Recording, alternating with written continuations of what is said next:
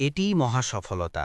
৯০ আর গ্রামবাসীদের থেকে ওজর পেশকারীরা আসল, যেন তাদের অনুমতি দেয়া হয়, এবং জিহাদ না করে বসে থাকল তারা, যারা আল্লাহ ও তার রাসূলের সাথে মিথ্যা বলেছিল।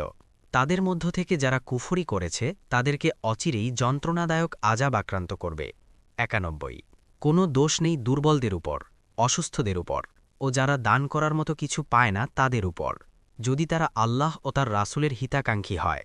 সৎকর্মশীলদের উপর অভিযোগের কোনো পথ নেই, আর আল্লাহ ক্ষমাশীল, পরম দয়ালু। ৯২ আর তাদের উপরও কোনো দোষ নেই যারা তোমার কাছে আসে যাতে তুমি তাদের বাহন যোগাতে পারো। তুমি বললে, আমি তোমাদেরকে বহন করানোর জন্য কিছু পাচ্ছি না। তখন তারা ফিরে গেল, তাদের চোখ অশ্রুতে ভেসে যাওয়া অবস্থায়, এ দুঃখে যে তারা পাচ্ছে না এমন কিছু যা তারা ব্যয় করবে।